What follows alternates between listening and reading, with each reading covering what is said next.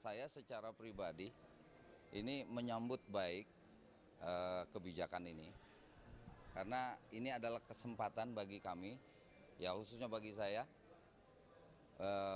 bagi semua individu, bagi semua pejabat yang merasa dirinya mempunyai potensi yang selama ini terganjal dengan aturan harus melalui tahapan sehingga dia bisa membuat satu lompatan.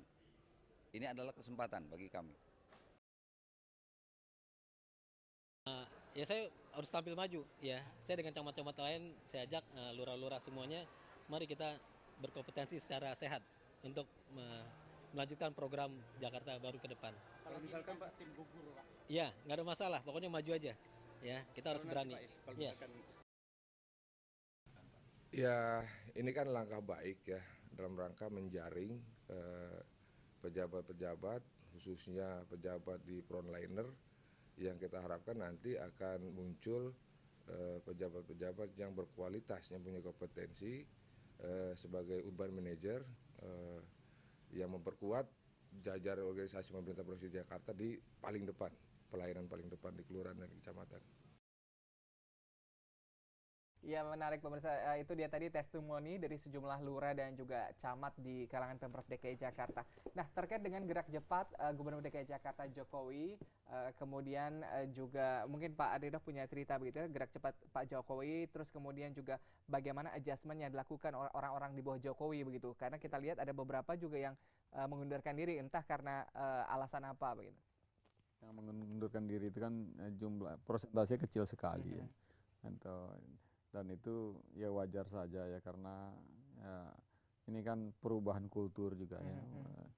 Sehingga perubahan itu artinya ada sesuatu yang sudah mapan, mentradisi, membudaya, tetapi dianggap tidak cocok ya, dan itu membawa sebagian besar orang ya ke dalam irama kerja tertentu.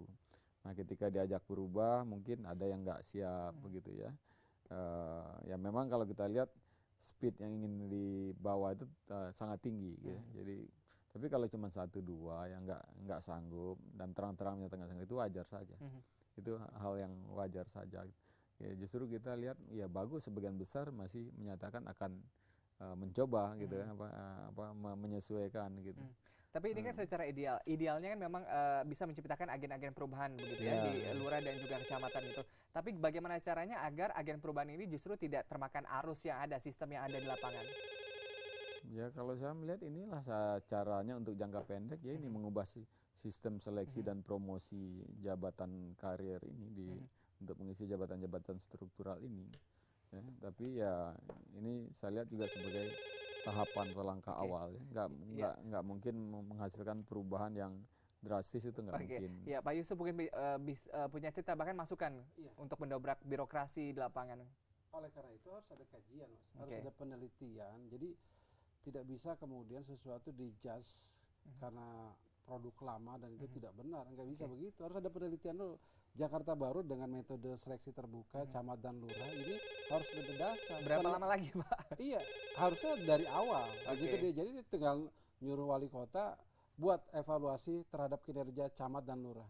Kan selesai itu, bikin penelitian, ajak semua untuk masuk di situ. Jadi kita tidak masuk lagi kepada wilayah yang sebenarnya itu belum tentu benar atau belum tentu baik juga. Sebab kepala dinas yang jadi ini orang yang sudah terbaik, yang sudah lama melalui tahapan yang luar biasa, tiba-tiba dia harus mundur hanya gara-gara dalam tanda petik gerakan beliau yang cukup menurut dia tidak bisa diikuti.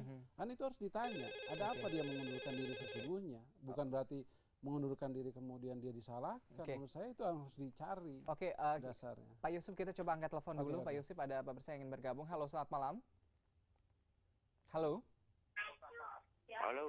Iya, malam, dengan siapa di mana, Pak? Ini saya dari Bengkalis, Kabupaten Bengkalis, Riau. Dari Riau, Pak. Oke, baik. Silakan, Pak. Ini saya ingin bertanya, saya melihat di TV. Di TV ini, televisi. Iya. PNS DKI berebut jadi camat dan lurah. Iya.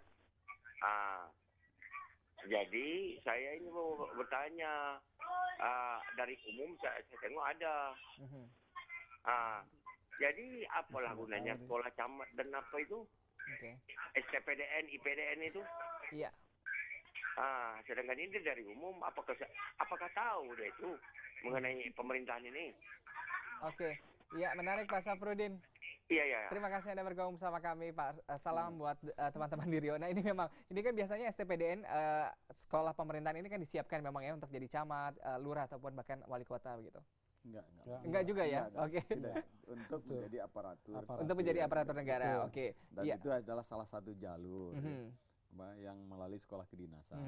Tapi CPNS atau PNS itu tetap direkrut secara terbuka dari jalur-jalur lain.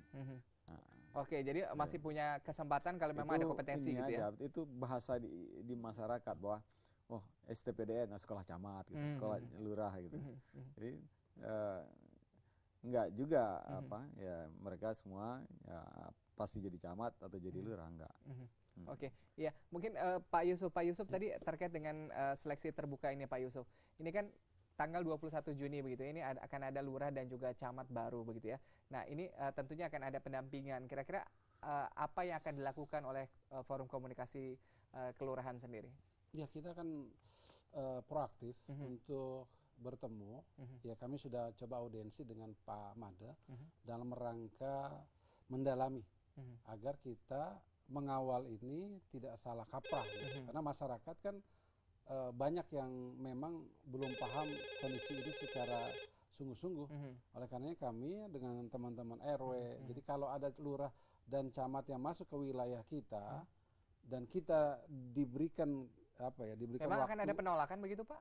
Ya, sepanjang lurah dan camat itu yang kita kenal ternyata tidak bisa bermasyarakat ataupun kurang bermasyarakat, tidak welcome, tidak melakukan pemberdayaan, tidak melakukan silaturahmi dan lain-lain, kita akan lakukan itu. Nah, inilah pentingnya kami, karena mereka kan tahunya dari atas seperti itu. Nah, kita dari bawah yang ngelihat langsung di hadapan kami, lurah ini tidak cocok di sini. Mungkin cocok di Menteng gitu, dengan gaya model watak karakter lurah yang terpilih. Nah, menarik ini pandangannya Pak Adrinov, tapi kita coba angkat telepon dulu. Halo, selamat malam. Malam. Malam, dengan siapa di mana Pak? Dengan Pak Buyung Siregar, Jakarta Timur. Jakarta Timur, silakan Pak Siregar. Ya. Begini, kan di Republik ini kan udah ada undang-undang kepegawaian. Pengangkatan, pemberhentian, pemutasian pegawai ada diatur oleh undang-undang. Kemudian ada peraturan pemerintah tentang kepegawaian juga. Nah, oleh karena itu, apakah otoritas sebagai gubernur harus melangkahi, mengabaikan undang-undang dan peraturan pemerintah? Ini undang-undang yang kita patuhi atau selera pejabat penguasa? Ini tolong dipahamin. Jadi sependapat saya dengan Bapak yang menyatakan, artinya kan ada penilaian kinerja aparatur pemerintah, ada BAPEK, ada BK. Jadi tolonglah jangan kena Pak Gubernur dipilih oleh rakyat, bukan semata-mata dia mengabaikan undang-undang kepegawaian, peraturan pemerintah tentang kepegawaian, pengangkatan, pemberhentian, pemutasian dan segala macam tentang kenaikan karir, jenjang karir pegawai juga sudah diatur di undang-undang. Jadi jangan kita ini Republik ini mau dibawa kemana? Undang-undangnya ada tapi diabaikan dengan kekuasaan yang menunjuk kekuasaan gitu loh. Jadi ini kalau dikatakan umpamanya menjadi uji kompetensi, sementara para lurah yang tamatan STDPN itu kan sekolah pendidikan kekhususan untuk jadi pamong praja dan lain-lain sebagainya. Kalau dikatakan uji kompetensi, dari uji kompetensi itu dinilailah kredibilitas, akuntabilitas calon lurah seperti apa yang kata Bapak pembicara tadi itu. Mungkin saja dengan karakter intelektualnya atau kemampuan manajerialnya tidak pantas di Pondok Ranggon, mungkin pantas di Pulau Seribu, itu boleh selektivitas uji kompetensi namanya. Jadi jangan dibikin masyarakat kacau balau, lelang jabatan camat lurah. Baik Pak Siregar, terima kasih Anda bergabung bersama kami. Kami sudah bisa menangkap tadi pernyataan dan juga pernyataan ini. Menarik ya Pak Dinov ya, bagaimana seleksi terbuka yang memuat begitu ya. Tadi ya, mungkin selera dari gubernur ternyata bukan selera dari masyarakat setempat tidak gitu. Nah ini betul, ini tidak paralel begitu. Ini bagaimana cara itu dijawab oleh metode seleksinya ya. Ya, kalau itu dilakukan oleh orang yang atau lembaga yang memang kompeten di bidang itu, ya, yang biasa melakukan pekerjaan-pekerjaan rekrutmen SDM, pengembangan SDM, dia sudah punya metode itu. Ya, antara lain gitu Pak, tes psikotes itu gunanya untuk itu. Oke. Ya. Iya, nanti Ya, akan itu dilengkapi tapi kita harus break dulu. mempelajari. Jadi user itu memberikan kriteria atau standar kami butuh untuk DKI ini orang seperti ini. Oke. Maka si lembaga profesional itu dia punya metodenya untuk mencari orang yang karakternya sesuai dengan yang diperlukan. Oke. Itu ada metodenya. Oke, akan kita lanjutkan tapi kita harus break dulu sejenak. Pemirsa jangan kemana-mana, tetap bersama kami di Ada Apa Berita.